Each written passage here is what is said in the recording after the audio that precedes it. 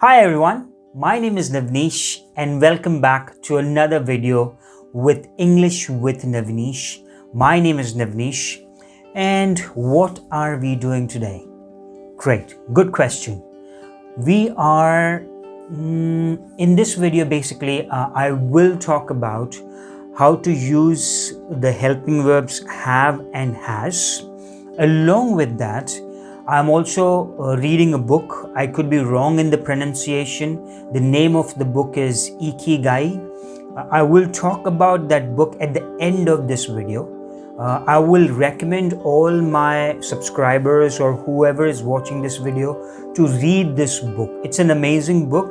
I will definitely talk about that book at the end of the video. So before I start with the video, I would like to thank all of you for liking my videos, for subscribing to my channel, subscribing to English with Navneesh.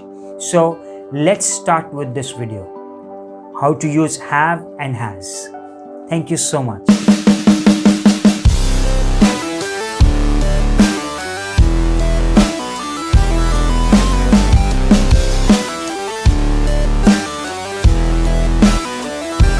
So first let's understand what part of speech is have and has. When I say part of speech, I have already uploaded a video on parts of speech. You can watch that video on my another YouTube channel, that is Navneesh Art. I'm sorry for the confusion, but I also have another channel, Navneesh Art. On that channel, I have uploaded what are parts of speech. So I will not talk about what are parts of speech because I have already mentioned in that video. So I will jump into what are have and has. Number one, have and has are verbs. Okay. Now, when I talk about verbs, there are three different types of verbs. So you have helping verbs, you have action verbs, you also have stative verbs. All right. I will not talk about stative verbs and action verbs. Today I will talk about helping verbs. So helping verbs means a verb that helps an action or a main verb, okay, to frame a meaningful sentence. Now I will give you a gist of what are action verbs. Okay, action verbs are those verbs which will depict any action. For example, playing is an action. So when you talk about that word playing, you imagine that someone is playing. It's a physical action. Working, work, walk, walking. These are all action verbs. So action verbs are those verbs which will make you imagine an action. What are helping verbs? Now, helping verbs, they help the action verbs to frame a meaningful sentence or to give a time or which denotes a time basically. So these are helping verbs. Now in that helping verbs, there are different helping verbs like you have, has, do, does, is, was, am. These are all helping verbs. So today I will talk about the most confused helping verb, that is have and has. Now, before I start or before I make you understand the difference between have and has, we need to understand first two concepts. The first concept is we need to understand what is a subject in a sentence. Okay, this video is going to be a long video. Okay, you need to be a little patient with me because to understand have and has, we need to understand what is a subject in a sentence. Now, let's understand what is a subject. Now, if you talk about subject in a sentence, number one, subject is always a noun. Okay. Now, when I say noun, noun means person, place, animal, thing, object. These are all nouns. Name of a person is also a noun. Name of an object is also a noun. Name of a place is also a noun. So that is subject. Okay. Second, subject is something in a sentence that performs an activity. For example, Rahul plays football every day. Now, who is performing the activity? Rahul. Okay. Sanjay walks in the evening. Now, who's performing the activity? Sanjay. For example, the sun rises in the east. Now, who's performing the activity of rising? The sun. So, in these three sentences, Rahul, Sanjay, and the sun is a subject, which means they are performing an activity. So, that is the subject. Also, in a sentence, subject means, I would say, subject means about whom we are talking. Okay. For example, Sachin Tendulkar is a great sportsman. Now, who is a great sportsman? Sachin Tendulkar. Now, over here, understand, Sachin Tendulkar in a sentence, in this particular sentence, is not performing an activity. We are talking about Sachin Tendulkar. So, over here, Sachin Tendulkar also becomes a subject. So, subject means a person, a place, or a thing that performs an activity, okay? Or in a sentence, we are talking about that person or a thing. That is a subject, okay? So that's subject. So we need to always understand what is a subject in a sentence. Because if we understand what is a subject, it becomes easier for us to use have and has appropriately. That's number one. Second, we need to understand the first person, second person, and third person concept. Now, as I told you, it may get a little complicated, but I will try to break it down properly, okay? And I will repeat all the information again. Don't worry about that. So the second thing that you need to understand is the first person, second person, and third person. Let's take an example, okay? I play football, okay? Now, what is the subject over here?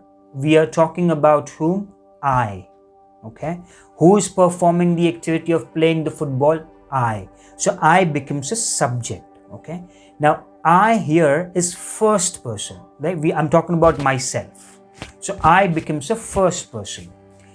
Second, you are a hero. Again, what is the subject out here? The subject out here is you. Because in this sentence, you is not performing any activity, but we are talking about you, okay? Now, we understood what the subject is you, okay? Now, you is considered as a second person, okay? Third person is always a thing or an object or a person that we are talking about. For example, Rahul has a car, okay? Now, whom are we talking about? We are talking about Rahul. So Rahul becomes a subject out here. And we are not talking about myself. We are not talking about you. We are talking about a third person, that is Rahul. Another example would be Dell has good computers. Again, whom are we talking about? We are talking about Dell. So Dell becomes a subject, okay? Second concept, whether it's a first person, second person, or third person. Now, I'm not talking about myself, that's not I. I'm not talking about the second person, that is you. I'm talking about a third object, that is Dell. So basically, first person is always I. Second person is always you, okay? Third person is always name of a person, name of a thing, name of an object, name of a place. India is a fantastic country. So over here, we'll talk about the subject. What's the subject out here? India, because we are talking about India. And India is third person because we are not talking about I, we are not talking about you, we are talking about a third thing or a third person, that is India. So if you understand, or if you understand in a subject in a sentence, what is a subject, okay? And then if you understand whether it's a first person, second person, or third person, it will become easier for you to understand when to use have and has, okay? So I will pause a little bit over here and I will do a recap, okay? So we'll do a recap. before we understand when to use have and has, we need to understand what is a subject. Okay, subject in a sentence is a person or a thing which performs an activity, okay, or a person, a thing, or a place that we are talking about. Okay, that's a subject. Second concept that we need to understand is first person, second person, and third person. First person is always I, second person is always you, third person is always name of a person, name of a place, any object in a singular or a plural form. So if you understood what's the subject and whether it's a first, second, or third person in a sentence, it will become easier for you to understand when to use have and has. Now let's come to our main concept, when to use have and has. Okay, now you use have, okay, with first person singular plural, second person singular plural, and third person plural. I will give you an example. Okay, I have a pen. So when I say I have a pen, which means I is a subject, that's number one, because we are talking about I. Okay, I is a first person. So first person singular always use have. Okay, second person singular or plural always use have. Now third person plural you'll always use have. Example, if I say let's have an example. Okay, good example, they have a car. Now when I say they have a car, now understand whom are we talking about? They. So that becomes a subject. Brilliant. Okay, now they, it's not talking about I, we are not talking about you, we are talking about someone else. They. So they is plural. So they have a car is they is a third person plural, and that's the reason we use have. I hope you understood that. Let me let me make more examples.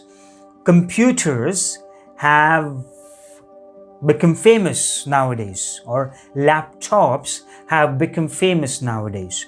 Now when I say laptops, okay, again let's understand what is the subject out here. The subject is laptops, so we are talking about laptops. Now in this sentence, laptops are not performing any activity, however we are talking about laptops, so it becomes a subject.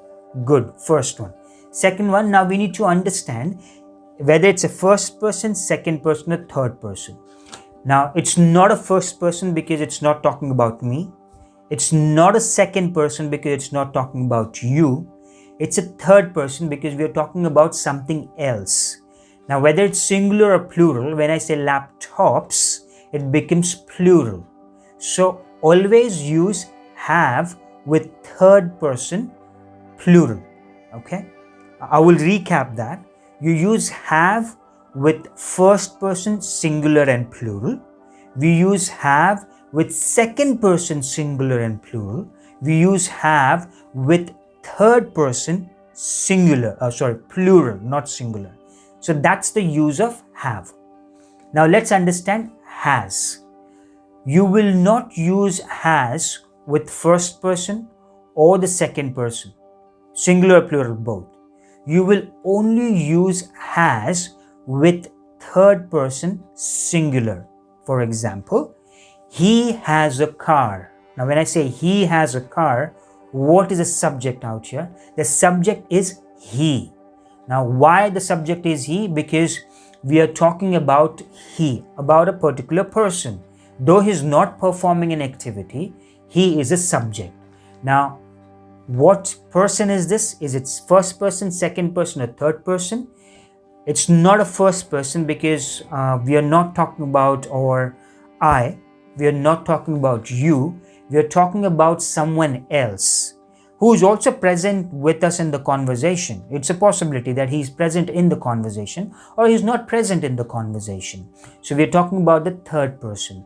Now when I say he is a singular person, one person.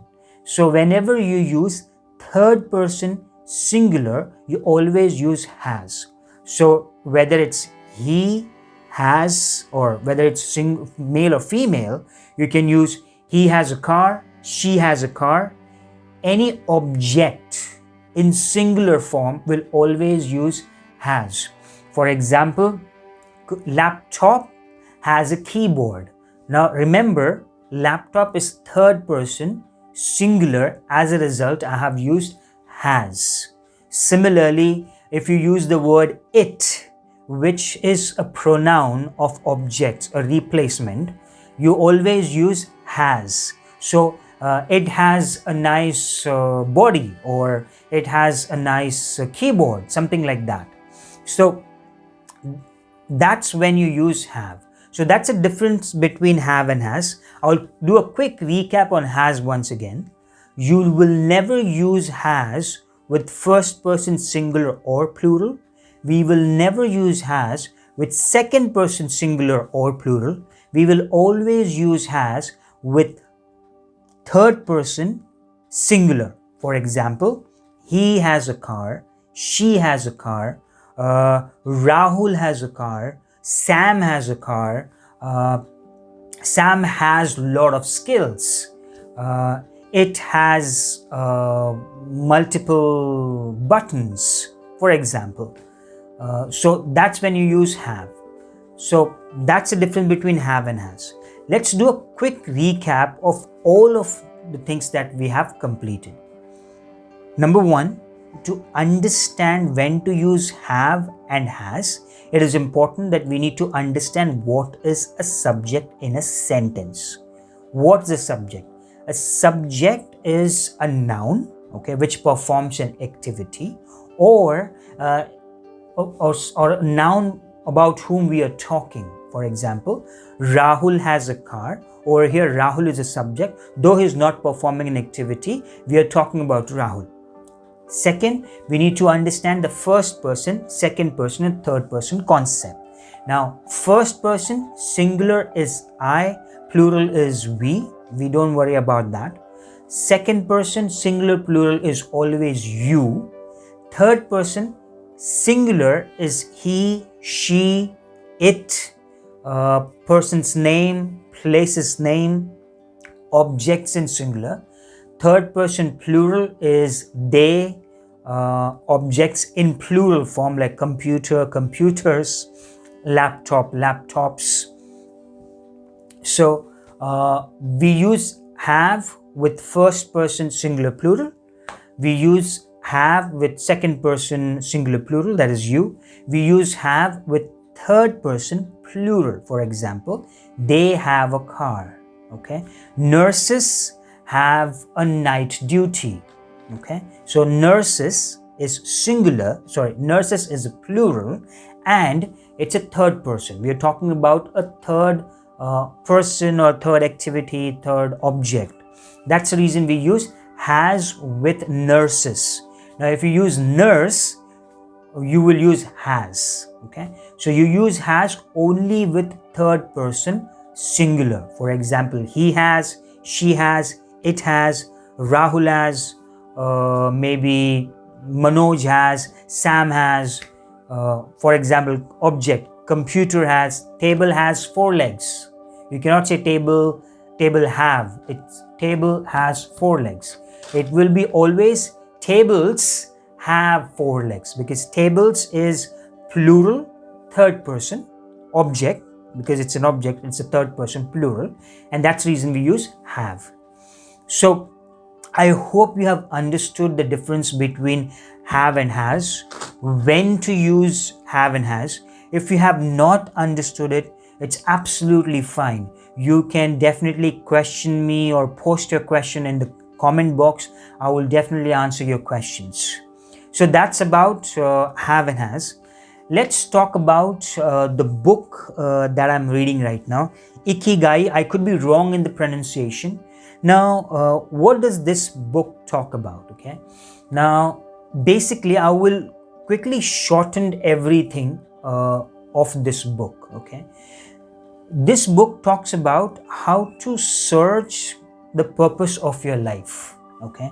Now, when you talk about how to search the purpose of your life, now there are four dotted lines to it, or you can say there are four dots that you need to connect, which will help you to get the purpose of your life. Now, why do we need to find the purpose of your life? Because we need to find the purpose of your life to stay healthy, stay stressful, stay without stress. I'm not stressful. Stay without stress, stay happy, always smile. That's the reason we need to find the purpose of your life. Now, when I say four dots, the four dots for the purpose of life is number one, what you love. Okay. Second dot is what are you good at. Okay. Third dot is what is your profession, or what or how much how would you get paid. I'm talking about money. That's a third dot. Fourth dot is what the world needs. If you try to connect all these four dots, and if you're able to find all these dots properly, this will help you to find the exact purpose of your life, or Ikigai. Okay. Now, say for example, so before I give you an example, let's understand what you love, okay, and what you're doing right now. If you mix it together, that, or what you love or what you're good at it, if you collaborate them together, it becomes your passion. Okay.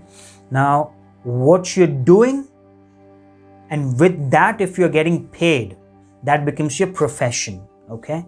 Now, what you're being paid, and if the world also needs that, that becomes your vocation. Okay. Now, what the world needs, and that's the thing that you love, that becomes your mission. So I'll give you an example. I'll also show you a chart at the end of the training session. Don't worry about that. I'll give you an example. Sachin Tendulkar loves playing cricket, correct? So that's what he loves. Sachin Tendulkar plays cricket. So that's what he does. That becomes his passion. Now, it's important that we need to convert that passion into money making. Okay. So Sachin Tendulkar plays cricket and he makes money out of it. So that becomes his profession. Okay. So if you connect these three dots, it is also important that whatever you're doing or whatever you're getting paid for, the world should also like it, or that's the world should need. So everyone loves Sachin. Okay. Cricket is important. Sachin Tendulkar is also important. So that becomes his vocation. So what he loves, what he does, or what he likes doing it, and if he's making money out of it, and if the same thing is what the world wants or the entire universe want, that is vocation. Now, what the world wants, it's loved, or if you love the same thing, that becomes your mission. So Sachin makes money after playing cricket, that becomes his profession. Okay. The world also likes cricket and Sachin Tendulkar, that becomes his vocation. Okay. Now, the world also loves cricket, Sachin also loves cricket. So there is a parallel, there is a bridge, that becomes his mission. So if you're able to connect all these four dots together, you will definitely have a good life. You'll definitely have a healthy life. However, understand, it is difficult. It is absolutely difficult to find an Ikigai. You will have to do a lot of attempts. You will have to search for a lot of things. For example, if you take in my case, I love paintings. I love doing art. Okay. That's what I do. Okay. So that becomes my passion. Am I able to convert that into a profession? Am I making money out of it? No, I'm not making money out of it. So that cannot be my Ikigai, which means I need to find another Ikigai. That means I need to find another purpose of my life. So if you're able to join all these dots together, you will be able to have an amazing and successful, I will not say successful, but a very happy, easygoing life, maybe a less stressful life. All the sportsmen, Sachin Tendulkar, Virat Kohli, they have found that Ikigai, they have found their purpose of life. So that's the book is all about, if you try to put that into, or if you try to shorten that. So that's the book. And how did this book got evolved? For that, you need to read that book. Honestly, you need to read that book. You need to understand from where that concept arrived. So thank you so much for joining today's video. I hope you understood the difference between when to use have and has. I hope you also understood the Ikigai book, which is an amazing book. Basically, it talks about how to find a purpose for your life, joining all the four dots. So thank you so much. Like my video, share, subscribe, comment. If you have any questions, please put that in your comment box. I would love to answer those questions. And thank you so much for watching my video. Have a great day.